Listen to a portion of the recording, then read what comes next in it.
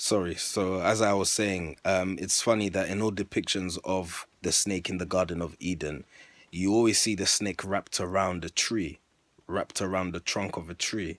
And of course, if you're visualizing things, you will notice that that tree symbolizes the spine in your body, and the snake around that trunk, wrapped around that trunk, is your Kundalini.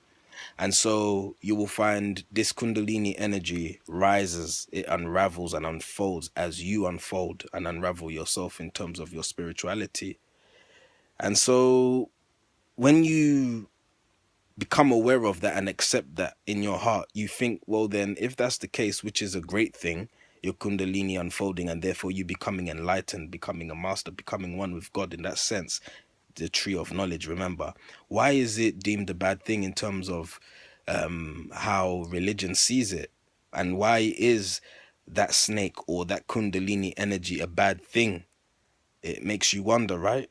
We will all have our own suspicions as to why that is, but it is quite remarkable that such a thing that is, demonized and talked against and looked down on, even.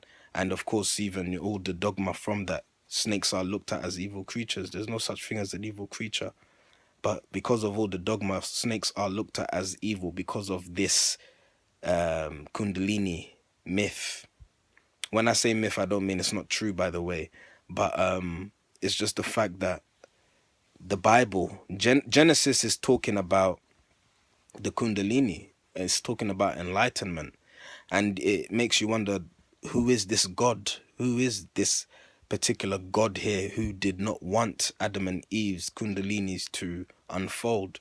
Why did God not want them to eat of the tree and to have the knowledge, which they did anyway?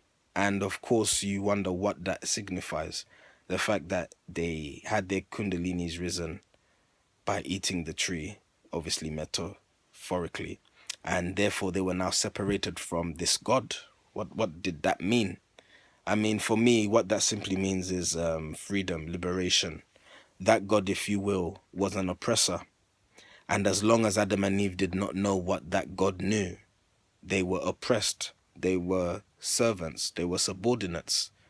And of course, them eating of that tree and thus gaining knowledge like that God, being one like that God, they were separated from that God in terms of being free from the oppressor.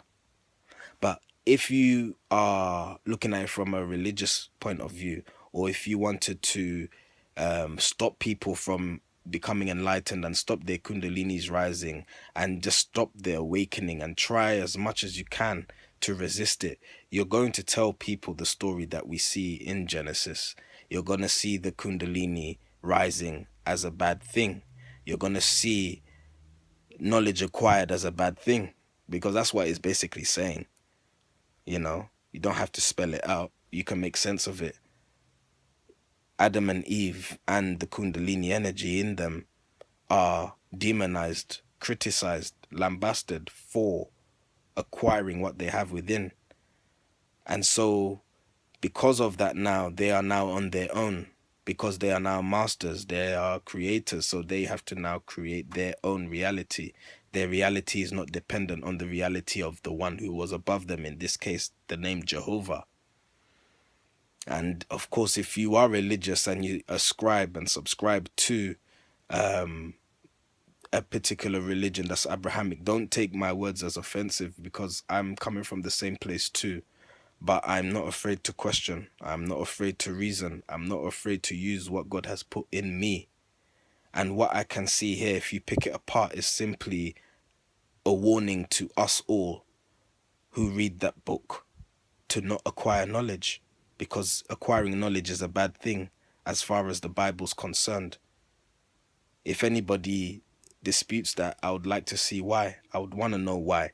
But what I've gathered thus far in my studies is that the Bible and the religious dogma behind the Bible does not want you, yes, you, to expand. It does not want you to acquire knowledge. And in fact, if you do acquire knowledge, you become like Adam and Eve. You become fallen from grace. fallen from the higher ethers to where we are now. And apparently that's a bad thing. But you know what? It's not. It's necessary. Because we are higher beings, we chose to descend so that we can experience what we experience today. And we will go back once we have gathered all our lessons and we have passed our tests. But it's not a bad thing to acquire knowledge or be keen on acquiring knowledge.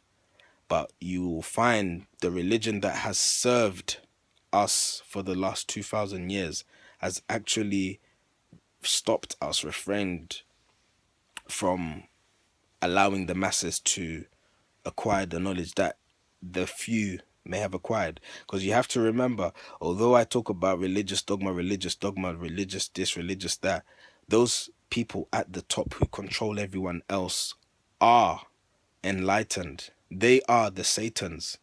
They are the devils, if that's the talk you want to partake in. Because you see, they know the truth and they have all the secrets, but they've actually used it to manipulate and control others. So of course we all have that free will. If I'm at the top, God willing, I would use it to benefit everyone as well as myself. But what I have seen and what I have witnessed is quite the opposite. And that's why I always say religion has to be reformed, not that it has to be evaporated. It has to reform. Because whatever you call religion, it is a system, and it's a system of things, and that's how the universe runs. So it's a necessary evil, but at the moment it can be reformed because those at the top know very well that it's for everyone, but they have stopped. And Jesus always spoke of this. He always criticized the Pharisees, Sadducees, and scribes for withholding the knowledge that is there for everyone because of their selfish needs. So just take heed at that. Look at the book of Genesis and everything that occurs in it as a blessing as opposed to a curse. Because, of course, religion would have you believe it's a cursed thing that we had done in the past in terms of acquiring knowledge that the God, Jehovah, did not want us to acquire. Any benevolent being, entity, God would want you to have the knowledge that they have. They would not want you to not acquire it unless they want to control and oppress you. So you have to bear that in mind.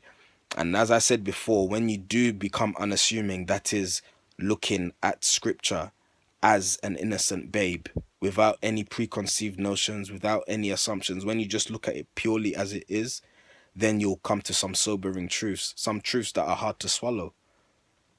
This is a God that did not want his created beings who he loves, apparently, to acquire the knowledge that he or she or it had. That's the truth.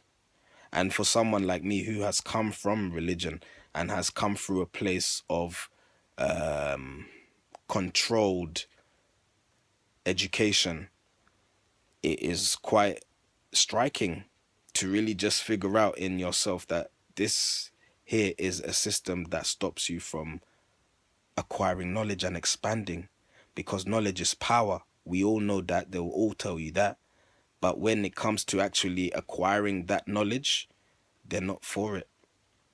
But I'm for it, and I think we all should be. And it's easier now to get that knowledge, not only within yourself, but using the external world to supplement what you've got inside, because the outside is a reflection of the inside. I don't know where I started with this video. I don't know where I've ended, but you all have a nice evening. Peace.